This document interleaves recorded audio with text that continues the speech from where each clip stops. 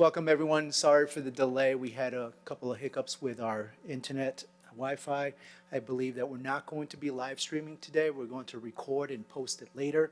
So welcome back. Can I please have a motion to exit the executive session and re-enter the public meeting? Michelle, second by Bill. All in favor? That is everyone. Let's all please rise for the Pledge of Allegiance. Pledge allegiance to the flag of the United States of America, and to the republic for which it stands, one nation, under God, indivisible, with liberty and justice for all.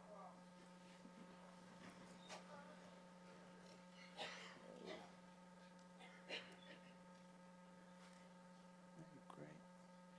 In case of an emergency, please direct yourselves to the illuminated signs in the back and the side. Say exit. This is a smoke-free building. Smoking or vaping is not permitted. We'll move right into our approvals. First approval of the night is Board of Education meeting minutes of February 10th, 2025. It is upon recommendation from the Superintendent of Schools that the Board of Education approve minutes from the meeting of the Huntington Union Free School District Board of Education dated February 10th, 2025. Can I have a motion? Teresa, second by Tom. All in favor? That is everyone. We have FYIs 2, 3, 4, 5, and 6. Any questions by board members? All right, we're moving on to the Internal Audit Corrective Action Plan. It is upon recommendation from the Superintendent of Schools that the Board of Education accept the corrective action plan formulated by the district in response to the internal audit report, audit completed in 2023-2024, addressing employee attendance. Can I have a motion? Annie and Bill. Thank you, Annie. All in favor? That is everyone. Moving on to the Treasurer's Report. It is upon recommendation from the Superintendent of Schools that the Board of Education accept. Sorry. I'm not opening. It is upon recommendation from the Superintendent of Schools that the Board of Education approve the January 2025 Treasurer's Report. Can I have a motion? Tom, Teresa, all in favor? That is everyone. And then the warrants, again, I'll look at yours. Is yours open? Sure. There you go. I wear glasses, but I can't see that. It is by recommendation from the Superintendent of Schools that the Board of Education approve the attached warrants which are certified for payment on February 12th, 2025 and February 26th, 2025. Can I have a motion? Bill? Annie? All in favor? That is everyone. It looks like we may have to go to paper. This is how we used to do it when I first started in 2012. All right, we're moving on to board communications. I'll start out with some communications.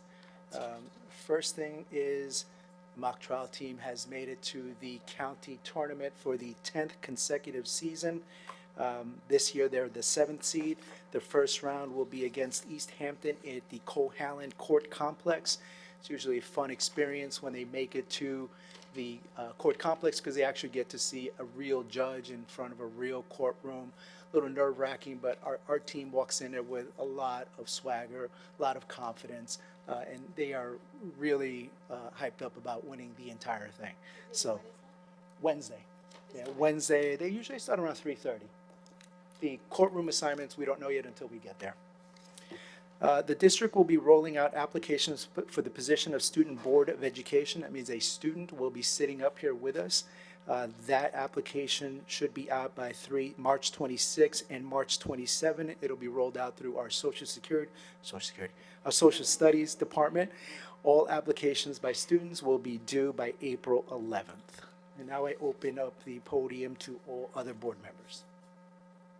I just wanted to congratulate our music and fine art departments. I had the opportunity to sit in on the Symphonic Pops concert, and it was just truly amazing. For those of you who aren't in attendance or don't know, it was a combination of it was an intergenerational experience. It was our symphonic orchestra playing with the Symphonic Pops Orchestra, and it was breathtaking, honestly. It was really impressive. I couldn't believe what I was hearing. And I think, having a child who participated, The bonds that they made were unbelievable with the older orchestra, and it was just truly a wonderful experience. So thank you to our Fine Art and Music Department for that. And I just wanted to congratulate our SCMEA participants. I was also able to attend one of the SCMEA concerts, and truly, again, and it's a lot of hard work. It's intense on our music teachers because I know that they try to help our students prepare as best that they can, but it is a lot of independent work, and they only have 3 rehearsals, and they put on just a phenomenal concert each time. And a shameless plug for our theater departments. We have 2 exciting performances coming up. Findlay Junior High on the 21st and 22nd will be performing Once Upon a Mattress, and then Mean Girls at the high school on March 28th and 29th. And also just the Band Parents Association is having a pancake breakfast. So on April 5th, I believe that is, at the Haleside Fire Department. It's an integral fundraiser for our kids and our marching band, who are always well seated in the competition season. So you can come out and support them. I just wanted to not steal anybody's thunder here talking about the success of our winter sports, but the girls varsity basketball team had 2 amazing playoff games. One of the most exciting basketball games that I ever had the opportunity to watch. And it's just shout out to all the seniors that are going there, and a new group of girls that are coming up. So that was all very exciting. Also, the the Booster Club is continuing to selling banners that we see stretched around the field. It's a great show of support from the community. If you'd like to purchase one, a lot of very visual. Good if you want to have your name of your business or family out there. And also, we're having signups happening shortly for summer camp for the sports for this coming summer, if you're looking to fill up the schedule for your kids. I have one plug. The Heffy Gala is March 20th, and there are tickets still available. So if you haven't bought your ticket, please join us to celebrate Mr. Schwendeman and our fabulous photographer, Mr. Darren Reed. No one else? It's all yours, Ms. Superintendent. Good evening, everyone. So we're back to our backup plan, which is paper, which is always exciting. That's why we always need to have a backup plan. I do just want to mention I had the pleasure of attending the New York State Council of School Superintendents Conference, and it was packed with learning and networking. I had the pleasure of attending workshops on many topics: UPK funding, the fiscal and political outlook for public schools, First Amendment protections, leading during a time of uncertainty, budget and finance, and the list goes on. It was really a tremendous learning experience. Our Frost Valley kids had a wonderful field trip last week. We definitely had some interesting experiences with the ride back, so we appreciate the patience of our 6th grade families. There was a tree that was down when the bus was arriving to pick up 20 minutes out, and because of the remote location, they had to travel 2 hours in a different location, in a different route in order to pick up the students. So it did delay things pretty significantly, but the kids were safe and having a great time. They had 2 extra hours at Frost Valley. They got a bagged lunch, and everyone made it home safely. I would like to thank Mr. Stein for going there for the pickup to ensure that everything went smoothly, and Mr. Hender for organizing the transportation, which was a bit of a challenge towards the end of the planning of the trip. Athletics, just some updates. We're fully operational at Findlay with our new yoga initiative. The room is clean, yoga mats have been purchased, and a smart board has been installed. So students will be rotating throughout this yoga experience as a unit of study. Registration for Final Forms is ongoing, and we're expecting that more and more parents use this system. Once you put your child's information into the system, it is such a seamless process in the future so that it is much easier. You just kind of have to sign off moving forward as opposed to filling out forms every year or every season. We have additional supplies for high school phys ed programs to provide each of the specialized courses that we adopted last year with all the equipment needed: pickleball court stanchions and nets, rackets and balls, new court lines, really doing a wonderful job to make sure that the phys ed experience at the high school is really great for our students. Because of the relatively mild winter we've had, Buildings and Grounds is ahead of the game in preparing fields, so thank you to them. We also have a new tractor and grooming equipment so that our fields really should be in tip-top shape by the start of the spring season. For Fine and Performing Arts, we'd like to congratulate Findlay art teacher Jessica Sims and the 28th grade studio and art students who were invited to exhibit at the Atelier at Flower Field last weekend. Students, Imogen Thaler took home the first, oh, she's here? You want to stand up and wave? Congratulations. She took home first place for her colored pencil drawing, Blood Orange, and Billy Oliva took home the second place prize for his charcoal drawing. Congratulations. The exhibit will be up until March 27th, and all are welcome to view the artwork of our incredibly talented students. Congratulations to the Huntington High School Orchestra on their fine performance at the Intergenerational Pops concert that Ms. Sullivan already mentioned. 8th grade French horn student Brady Duke was awarded a SCMEA Summer Study Scholarship on Sunday, who's also here tonight. And that happened at the end of the SCMEA All-County Division II concert, so congratulations to Brady. We'd also like to congratulate all 57 students that participated in Division I, II, and III SCMEA All-County concerts last weekend.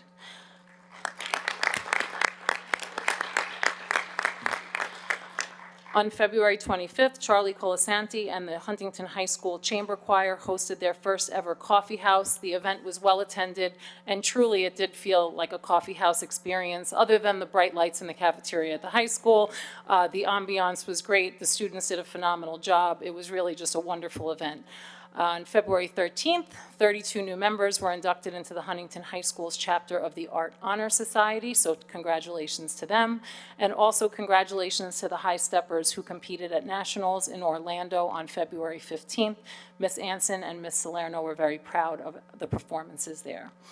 On March 6th and 7th, Jeffrey Boyer visited our primary schools with his Bubble Trouble program as part of our arts and education programming for this year.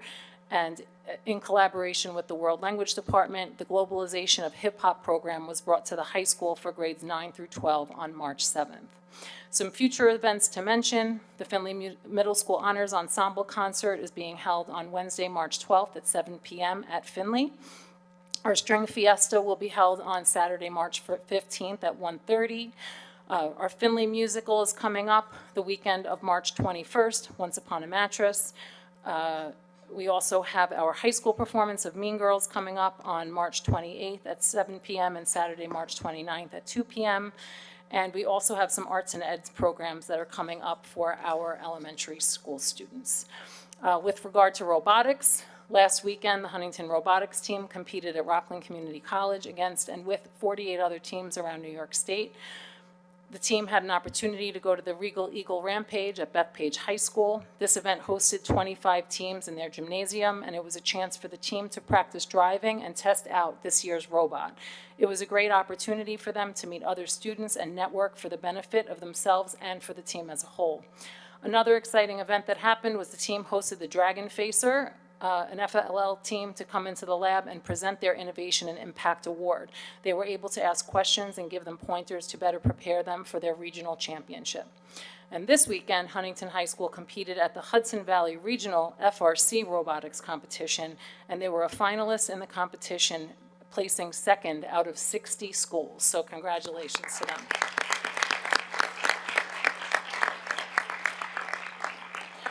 One additional thing to note, we have been identified as a TSI school at Findlay, and thus a target, it's called a target school by NICED based on several criteria, but most importantly, the results of the NICED state testing for a particular small subgroup of students from last year. We had the same designation in the 2020 school year and utilized the resources to support many of the wonderful initiatives that we have today at Findlay, including professional development and implementation of restorative circles, the honor roll program. We utilize these funds to administer a climate survey at Findlay, so we can also take the pulse of students, parents, and staff to see ways in which that we can improve our school and the district overall. We will continue to use these school improvement grant funds to support our district goals, as well as the goals set for Findlay specifically. The SEP plan, which is the plan that we will be creating, will be posted on the website when it's completed by July 1st. And lastly, I just want to mention, as a continuation from my comment last month, at a time when our federal and state governments are not in alignment, I would like to assure all that we will continue to do everything in our purview to ensure that every student and staff feel respected, valued, and treated in a dignified manner. We are a wonderfully diverse community and must continue to advocate for the neighborly, respectful, and dignified treatment of all. Any forms of bullying, harassment, or other mistreatment will not be tolerated and should be reported to your child's teacher or support staff in a building if any issues arise. This is the time for us to come together and to continue to celebrate our wonderful community. Thank you.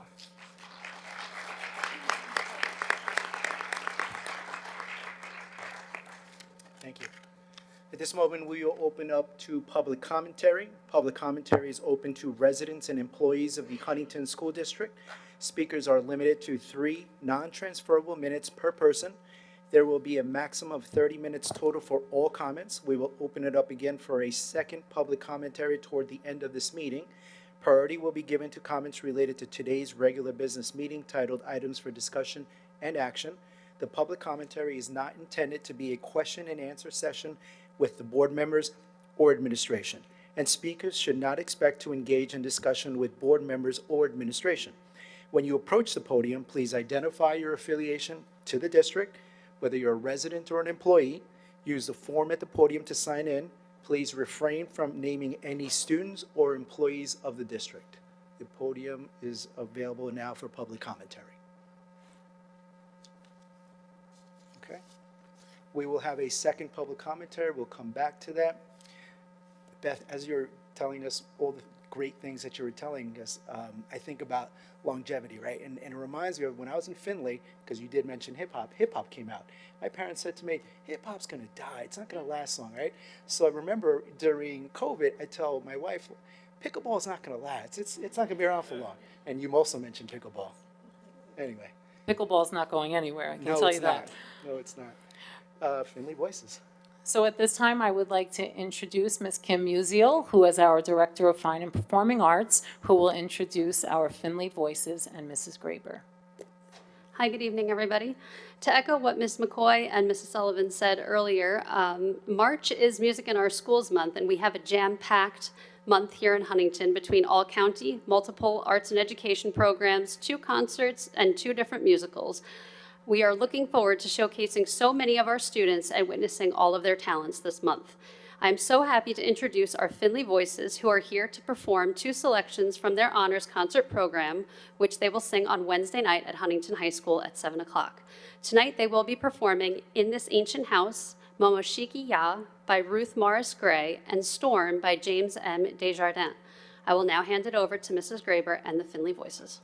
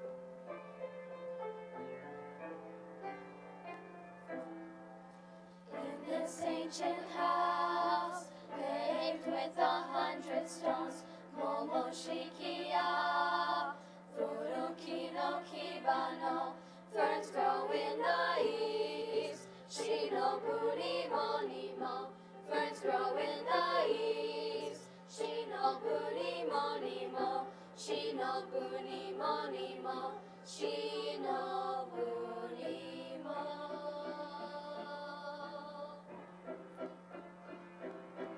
In this ancient house, paved with 100 stones, Momoshikiya, Furuki no Kibano, ferns grow in the east, Shinobuni Monimo, ferns grow in the east, Shinobuni Monimo, Shinobuni Monimo, Shinobuni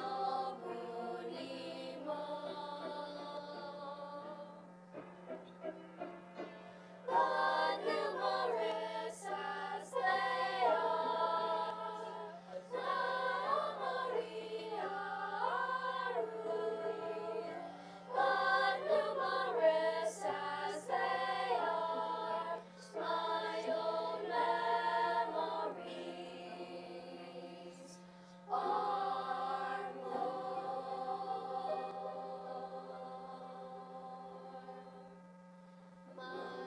Manashinari keri, mukashinari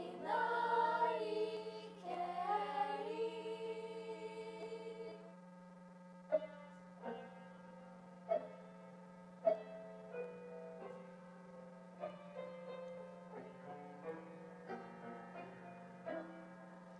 In this ancient house, paved with 100 stones, Momoshikiya, Furuki no Kibano, ferns grow in the east, Shinobuni Monimo, ferns grow in the east, Shinobuni Monimo, Shinobuni Monimo, Shinobuni Mo.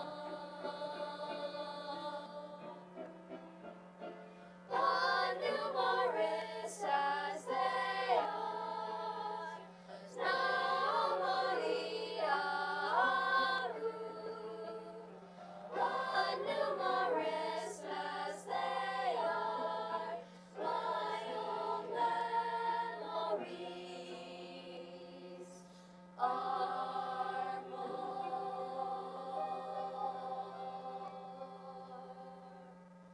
My own memories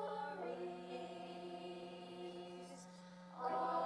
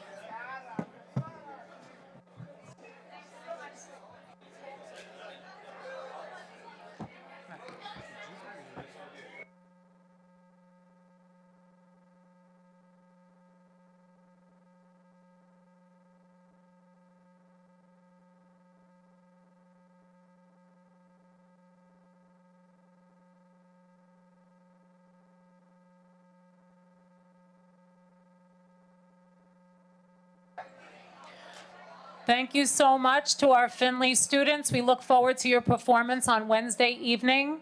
Have a wonderful night for those who are exiting.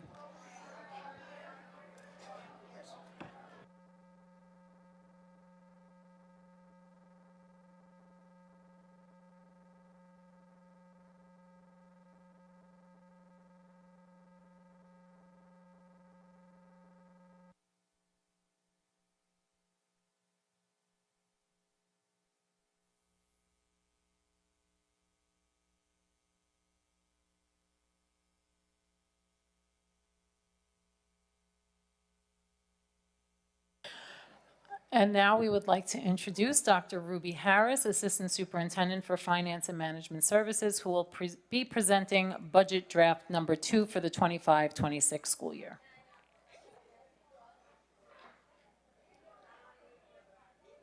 Thank you, Glenn. So tonight's budget presentation will focus in on general support, transportation, debt service, and interfund transfers. This is a little recap in regards to the tax cap since inception, inception, sorry. I had to think about that word I just used. I was like, that is not it. What this provides is some history for the school district. You will see at the very bottom, you will see the budget increase, the levy increase, and then the allowable levy increase, which correlates with the allowable that you see within the chart as well as the actual. So you will see for the 2024-25 year, we were allowed 3.93%. Our actual levy was 2.93%. And then for the 2025-26 year, right now the allowable is 3.34, and we are working diligently to propose an actual amount to the board and the community. This provides the property tax cap calculation for the 2025-2026 school year. Nothing has changed since the last time we went through this line item by line item. The only thing I would like you to know is this has been filed with the Office of State Comptroller. There's a March 1st deadline date, so it was submitted. Once we know what we are going to actually levy, we will go back in that system and make an adjustment because news publications do like to gather data from there, so we want to make sure they have accurate information. Based on the calculation, we are able to increase the levy by 3.34%, which is the $120,953,894 dollars as allowable. So that is $3.9 million of an increase over what we have for the 2024-2025 budget. This provides a snapshot of scenarios. I think it's always nice to kind of just put it out there what different percentages really mean for the revenue side. So you will see for every 0.1% increase in the tax levy percentage, that is an additional $117,044. 3.34 is shown there because that is the max following the guideline for the tax cap calculation. And then we kind of work backward. What does it look like at 3.25, 3%, 2.75, 2.5%, and then 2.225. That doesn't mean you can't land in the middle of those numbers. This is just me showing a nice breakout of not only what it means for the tax levy limit and the increase, but what it also looks like for the tax rate and the estimated tax rate dollar change. Any questions in regards to this? Okay. This provides a preview of what we've worked on in the past year, just reminding people where the numbers were. So you'll see the 23-24 adopted budget, the revenue, the tax levy limit and where the assessed value was. You will then see the 2024-25 adopted budget, the revenue, the tax levy, the assessed value at that time of projected. I didn't want to change information. It starts to get confusing a little bit number-wise. And then you will also see the dollar change and the percent change. So this was all of the information that was given to the community last year. This provides a budget draft at a glance. I do want to put forth to the board so you are aware that we do not believe that this will be what the budget increase is. This is at maximum levels. That means staffing has not been taken into consideration. Mr. Hender has completed that. He's provided that to me. You will see that in the next presentation when we go through staffing. This also incorporates, everybody's benefits. It is us still working through BOCES cost. BOCES can take a while usually to provide us with their percentage increase, so we make assumptions in there. This is also assuming where your nicer will end up, where the security insurance will end up. So there's a lot of assumptions that happen given the fact that this is our first March budget presentation. A couple of things to draw your attention to. You will see here, and you'll see it on a couple of additional slides in regards to nicer and cybersecurity. I'm putting in 10%. That's where they've been last year. I think the year prior to that, they were closer to 15. So there is some work that needs to be done there. BOCES is another line item that you will see a large increase. We're working through the BOCES bill as we speak, so the next presentation will have a more, in my mind, realistic number there. But there are some things that are forthcoming that we will discuss in regards to the replacement of computers, not only just Chromebooks, but desktop computers and things that are hitting end of use of life. So everything is incorporated. With that full incorporation here, it is 7.8 million of a budget to budget increase, which is 5.17%. Is there anything that is jumping off the page in which somebody has questions? Yes.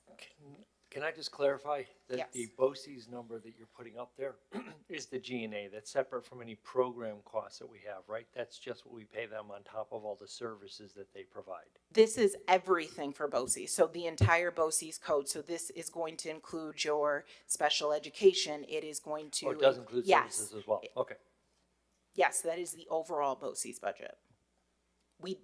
Sorry, go ahead. Yeah, the utilities savings, what can we attribute that to, the projected savings? So I would say probably solar, the way in which we're managing just our buildings in totality, really being on the ball. I would also say the upgrades to boilers, the roofing upgrades, repairs or replacements, all of those things, anything that helps keep heat in, as well as controlling the amount of air you need to actually utilize to cool areas is beneficial to us. That's great that we see savings and we're still air conditioning our entire district. It's nice to see that. Yes, and then there are areas, and I believe we talked about this when we did our building walkthroughs or building tours as we were talking about capital, in regards to the gymnasium and discussions and future projects that may be forthcoming. But the classroom spaces and instructional spaces are primarily covered, and anything that isn't, we are working on a list and seeing what we can do internally. Anything additional? Okay. All right. So as myself and Mrs. McCoy went through some slides, we did revamp some things to try to simplify anything we thought was hard to understand as we did this last year. So one of the items, the top item is revenue at a glance.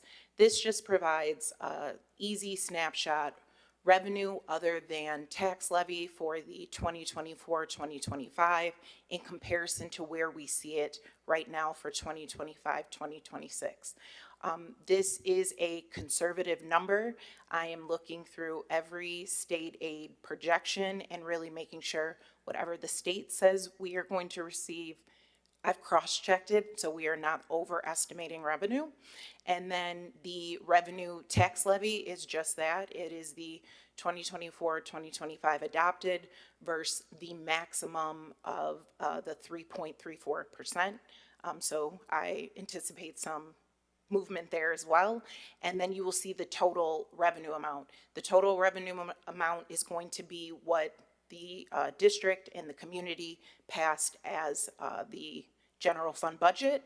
And then the total revenue amount for the 2025-2026 is going to be based on those two revenue categories. So other than tax levy and then tax levy. So that's the $156,910,988.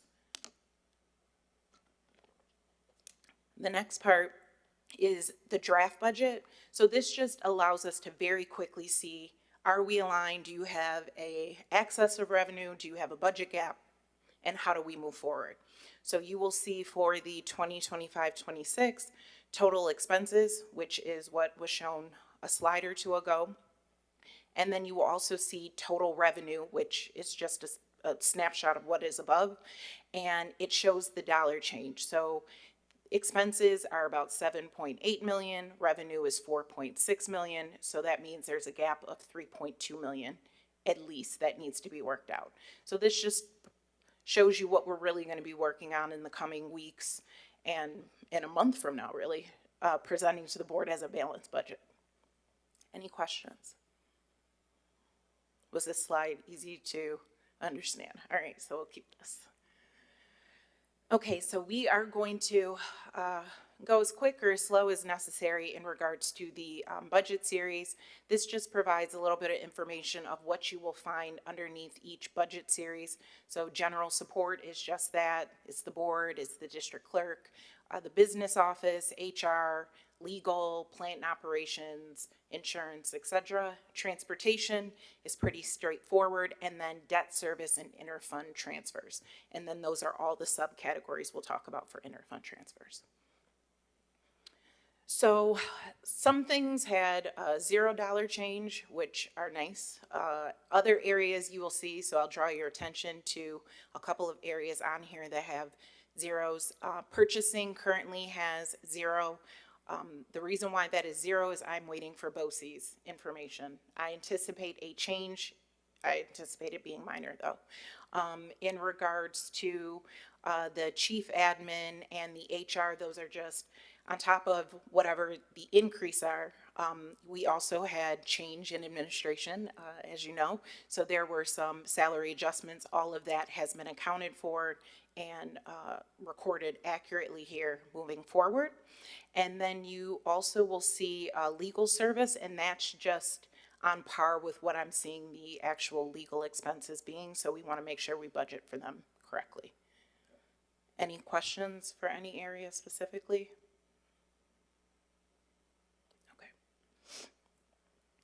Okay. The next slide, areas, the main area that you'll see here for a large increase is in the area of general insurance, and that is property and casualty, which is really nicer.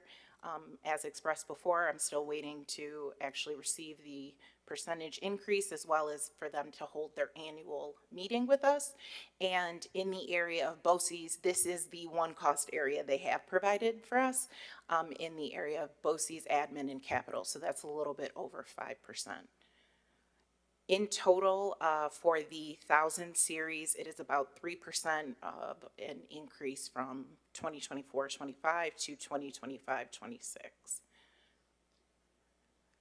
Remind me what public information, is that PR? What's public information? Oh, I always love that line. Let me hold till I can go through my book, and then I will confirm that for you because I don't want to misspeak.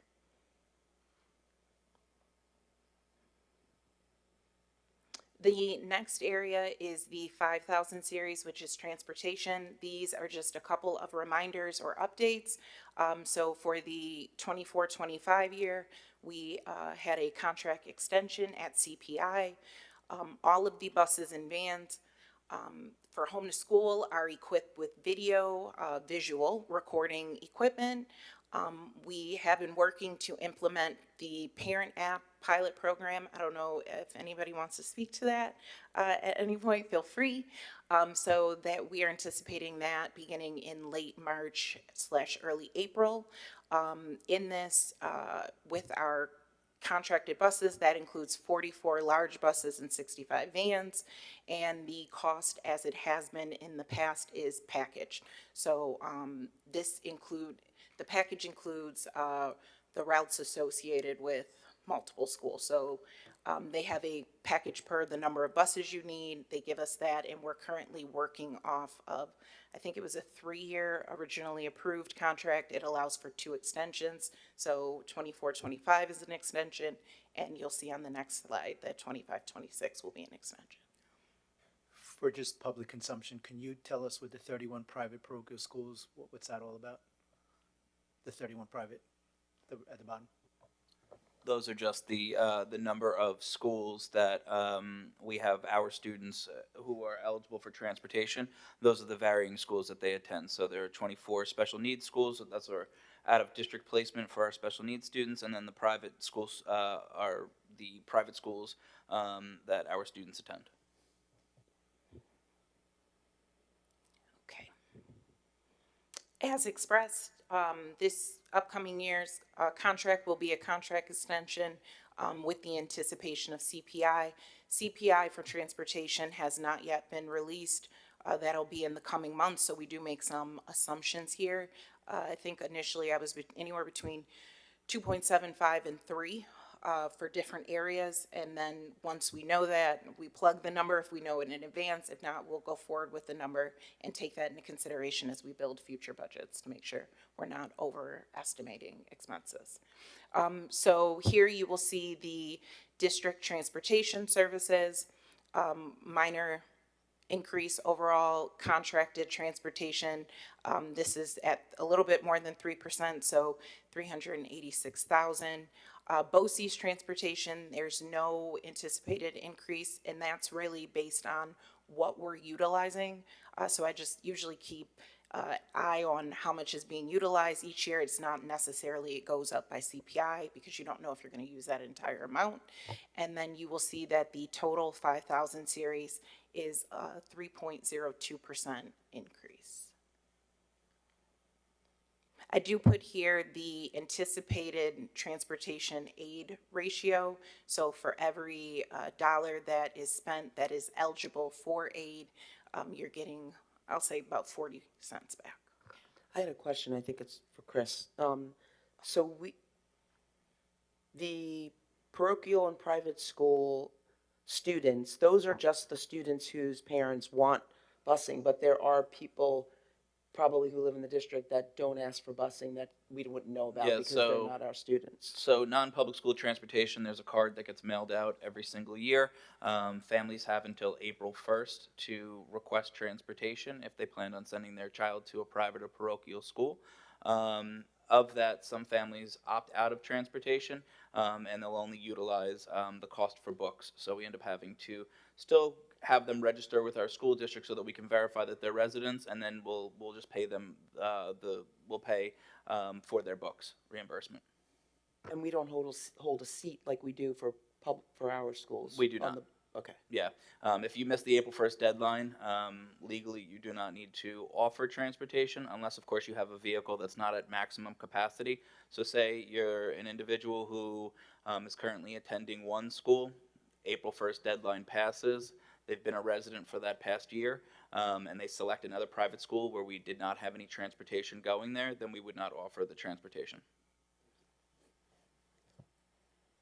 Any other questions?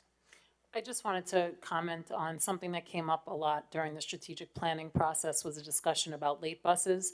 And if you look at the amount that we are spending on transportation, and we're fortunate to be going up 3% as opposed to years prior when it was significantly more in the double digits, if we did provide, and we will look into this as part of our strategic plan request, but if we did look into this, the late buses would be a significant cost because it's not just late buses for our community, but also for the 31 private and parochial schools. Even if there's one student at each of those 31 schools, we would have to provide an additional bus at each of those locations, which is a significant cost. So I just wanted to point that out while we're on this slide.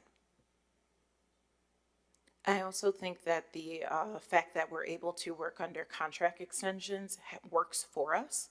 I have my own concerns. I'm sure Chris and I will see eye to eye on some of these, but moving forward with the electric buses, as well as just what is happening in the area of securing bus drivers and the cost of maintaining the buses, I foresee these increases being more than CPI. In the future. So we keep those things in our mind as we're planning, but there are some things that are just outside of our know right now. So to take on something as large, not to say it's impossible, but it has a huge financial impact.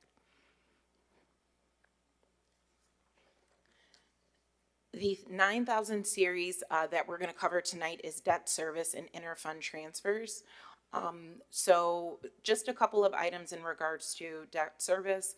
Each year we borrow for a TAN, that's a tax anticipated note. There is an interest payment that is associated with that. Annually, the short-term borrowing has been 16 million. Last year, the interest percentage for the 2023-24 school year was 5.25%. So I just want to make that very clear so people understand where some of these numbers come from moving forward. So you will see in the 2025-2026 year, we did find that the 5,000 mark to be 500,000, wish it was 5,000, 500,000 mark to be sufficient. We are we know for a fact that our interest for 2024-25 is 4%. That's already known because we've already done the borrowing. You will also see that for school lunch fund, there's been no change. Special aid fund, there has been no change. Something that was interesting was originally our UPK provider had sent us a letter saying they were actually going to increase the cost per slot. A couple weeks later, we got a letter saying they weren't. So this area of the special aid fund, in the event that the cost per child slot increases, this is where we would be budgeting because we do have a general fund set aside to cover what the grant or UPK funds will not. The other item to note is debt service. I wanted to note here that there will be a transfer.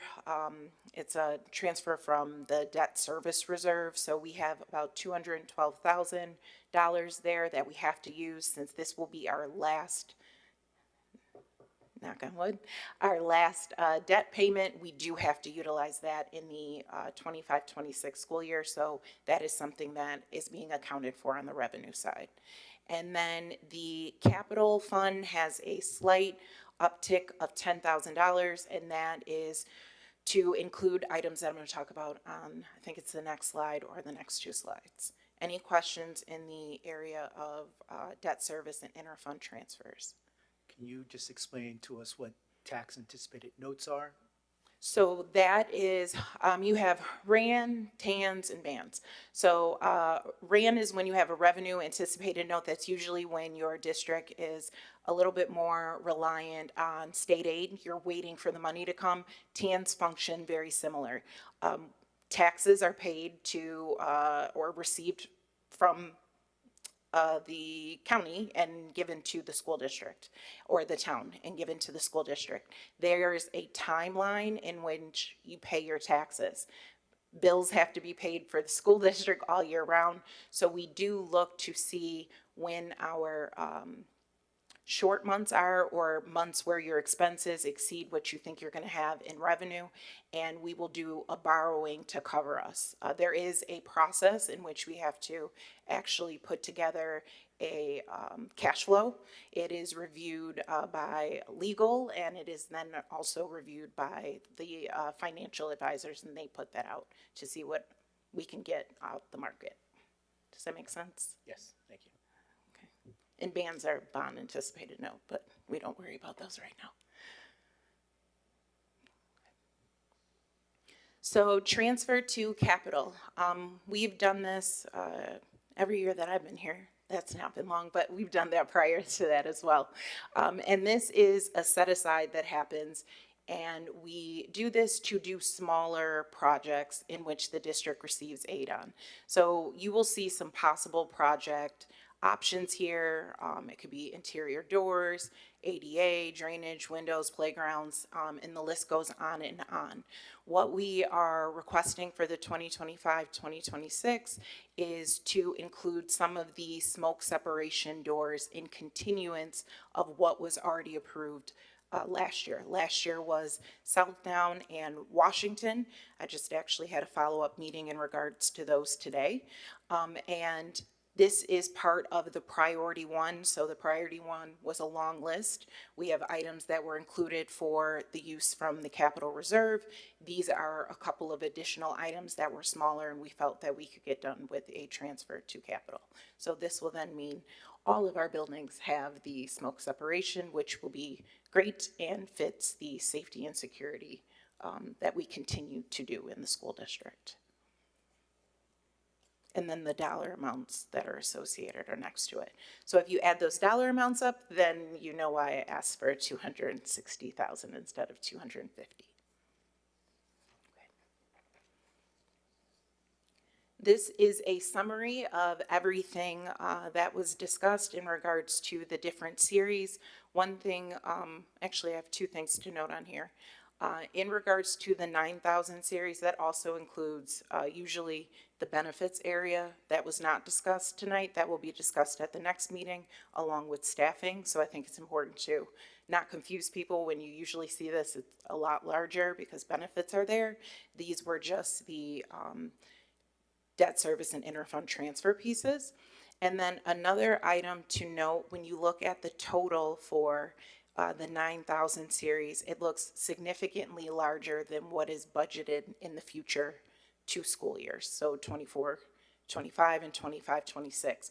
So what I wanted to note is that includes some actual expenses, actual interest paid on TAN, actual interfund transfers that happen, the allocation of the 250,000 for the transfer to capital, and your proposition gets included for auditing purposes on there. So when you see 5.8, the brunt of that is really that project that was approved by the community in the May 2024 vote. It already gets captured there. And then in the event, and I say this multiple times, but in the event that all of those funds are not expensed, that goes back into the capital reserve. Any questions? All right, our fun part. This is all stuff that you have seen. Nothing has changed off of here. So it's still showing the 3.6 million in regards to the 2026 capital project, hitting multiple buildings with a nice chunk of it really focusing in on the 2022-2023 building condition survey priority list, which is great to see that items are being included from there and really targeting the areas of need. By doing this now, it means that you're not going to have those emergency things happen so frequently in the future. This also includes phase 4, the final phase for STEM's roof, as well as outside field bathrooms. I just want to, any questions, comments? This will be presented again, but at the next meeting, it will have, there will be something under the actions area in which we will need the board to say, yes, we agree with moving this forward because there are things that we have to put out for publications to the community. I'm just trying to recall, this is my 4th year on the board. Is this the last bit of roofing for the district, right? Like we've done? Or do we have, There is one building that was under question in regards to the timeline and the information. So I feel comfortable saying 7 out of 8. nearly, okay. Any other questions? Okay, so this slide is in regards to the new building improvement fund. So it would be called the 2025 Building Improvement Fund, and this is just some quick facts. It's a new reserve fund or account. Prior funds have reached or approaching their cumulative contribution limits. Money may only be used for capital/facility project upgrades. I think it's important to note that the funds that are placed in this only get taken out based on voter approval. So there's a lot of voter control in that. The funding source is really budget surplus and or appropriations each year. This has no impact on the tax levy or tax rate.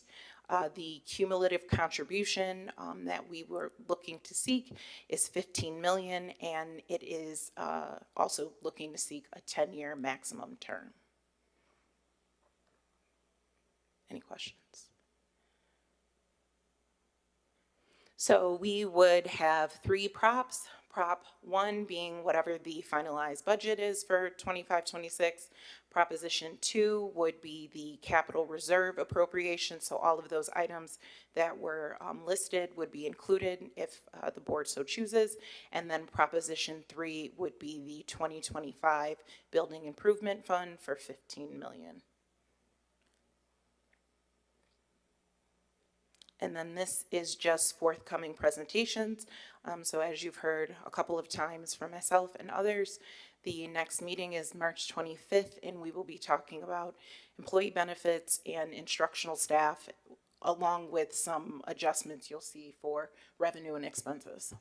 I just want to mention that is a Tuesday, and that meeting was changed from March 24th. It was approved at our last meeting. So for those of you who plan on attending, either virtually or in person, it will be Tuesday, March 25th. Thank you. If no questions or comments, we're going to move right on to our policies. We have 3 policies here today. They do not require a second read. We're starting off with policy 3421, Title IX, and sex discrimination, and 3421F, Title IX, formal complaint form. It's my recommendation from the superintendent of schools that the Board of Education adopt first read draft policy 3421, Title IX, and sex discrimination, and 3421F, Title IX, formal complaint form. Can I have a motion? Bill, second by Michelle. A motion to bypass? Michelle? Yeah. I'll make a motion to bypass the second read. First by Michelle, second by Second that. Teresa. Fallen. Go ahead. You want me to read it? Okay. Yeah, sure. So this change is following the federal court's decision on January 9th, 2025. The 2024 Title IX regulations have been vacated. We had recently updated this back in August. Therefore, the 2020 Title IX regulations must now be followed again. This policy originally was approved by the board on January 11th, 2021, and it reverts back to that policy. Questions or comments? All in favor? That's everyone. Policy 7554, formerly 8130, equal educational opportunities. It is upon recommendation from the superintendent of schools that the Board of Education adopt first read draft policy 3421, Title IX, and sex discrimination, and 3421F, Title. I think it's the 7554. I didn't pick up. Yeah, hold on. It is my recommendation from the superintendent of schools that the Board of Education adopt first read draft board policy 7554, formerly 8130, equal educational opportunities. Can I have a motion? Tom, second by Teresa. Can I now have a motion to bypass? Annie will make the motion. Bill will second it. So this is also following the federal court's decision on January 9th, 2025, that the 2024 Title IX regulations have been vacated. Therefore, the 2020 Title IX regulations and subsequent policies that refer to Title IX must now be followed. This is one of those that we had recently updated in our past meeting. The only change to this, it's going to revert back to the old policy. The only difference is that it used to be Form 8130, which we changed to 7554 because the recommendation was it made more sense in the board policy under students section. Any questions or comments? All in favor? That's everyone. And moving on to policy 7555, educational services for married pregnant students. It's my recommendation from the superintendent of schools that the Board of Education rescind board policy 7555, educational services for married pregnant students, which was adopted on January 13th, 2025. Can I have a motion? Annie, second by Bill. Can I have a motion to bypass? Tom will make the motion to bypass, second by Kelly. So this is also following the federal court's decision on January 9, 2025. The 2024 Title IX regulations have been vacated. Therefore, the 2020 Title IX regulations and subsequent policies that address Title IX must now be followed. As such, the language in Board Policy 7555 has been embedded back into Board Policy 7554, and this policy needs to be removed. Any questions or comments? All in favor? That is everyone. Next is Mr. Cusack. Before you get up and say anything, I'd like to congratulate you and your family for your son's outstanding performance in the state wrestling tournament. I believe he got second in the state. That's an unbelievable feat. Congratulations. Thank you. I appreciate it. Thank you. Good evening. It is upon recommendation for from the Superintendent of Schools that the Board of Education approve CSE, CPSC submissions as delineated. You have a motion? Tom, second by Teresa. All in favor? That is everyone. All right. It is upon recommendation from the Superintendent of Schools that the Board of Education approve personnel items on Schedules 3, 4, 5, 6, 8, 9, 10, 11, 13, 16, and 22. Have a motion? Kelly, second by Teresa. All in favor? That's everyone?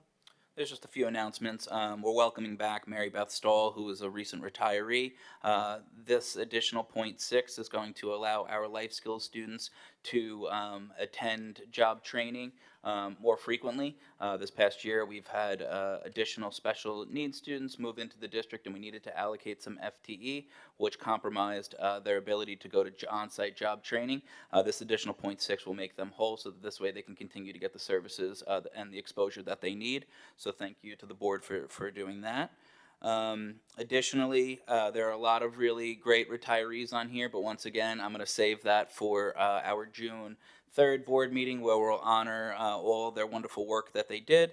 And then finally, there was a tenure recommendation on here. Whitney Sparrico, who used to go by Whitney Voyages, she couldn't make it here tonight. However, she has been an absolute invaluable person in the special education department. She used to be an aide. She got promoted to a teaching assistant.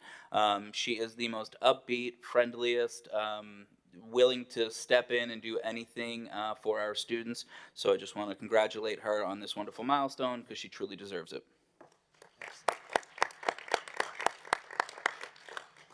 And now back to Dr. Harris. Lots of good news here, I think. Yes.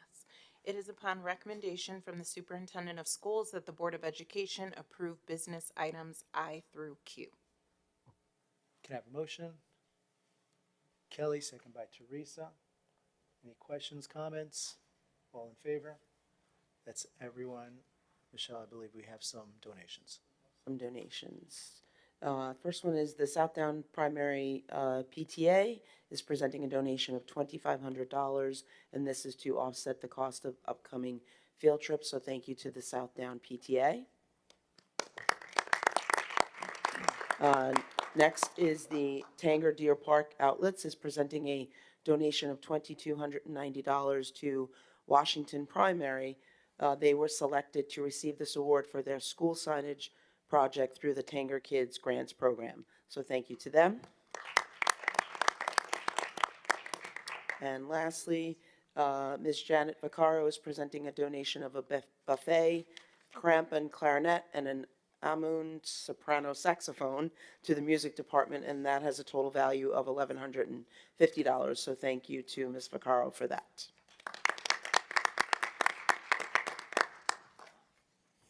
The good news that I saw in there is that the lights came in well under budget, right?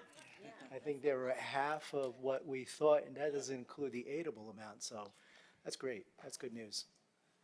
All right, so at this point, we open it back up for public commentary. Same rules apply as earlier today.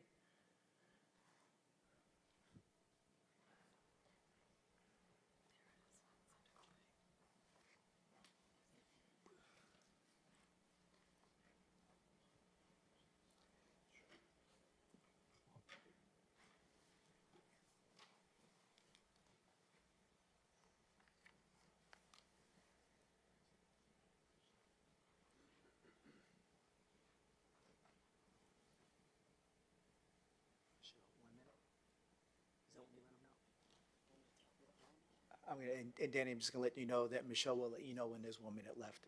And I only say that because I know you can go on and on.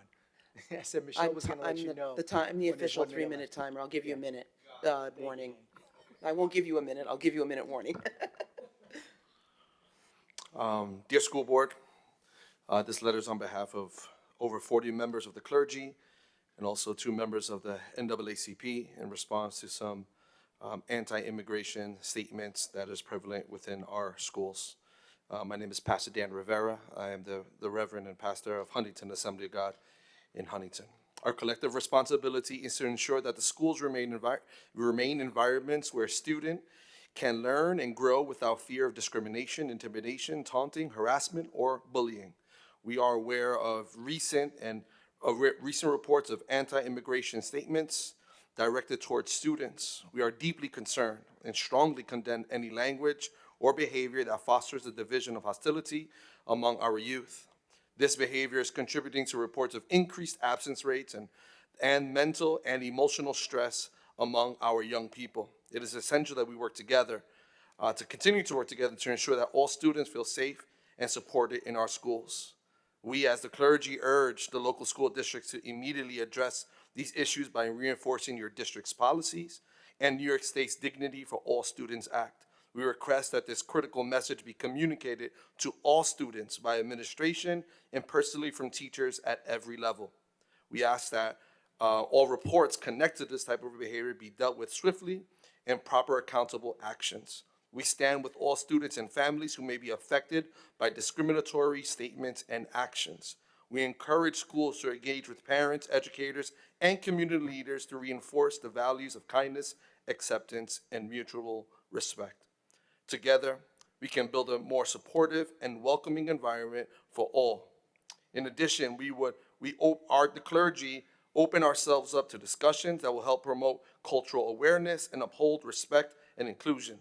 Finally, it would be our honor to meet and ensure that these actions have been taking place to help protect our students. Respectfully, the clergy members of the faith-based organizations from the town of Huntington.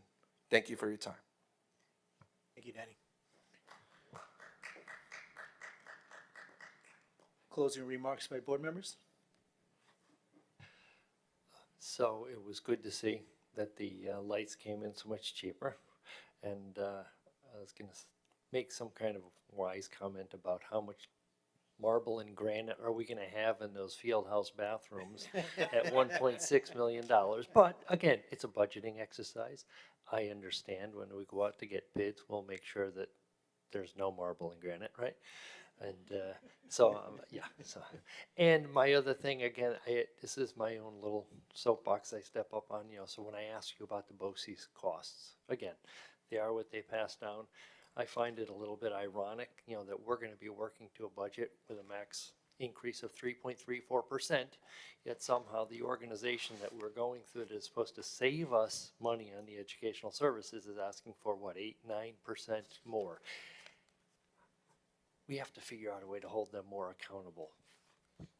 That's my only stadium, because it's just, it's, it's 8-9% of our budget, right? So it's, but all the other school districts are seeing the same thing, and it's, something's just broken there.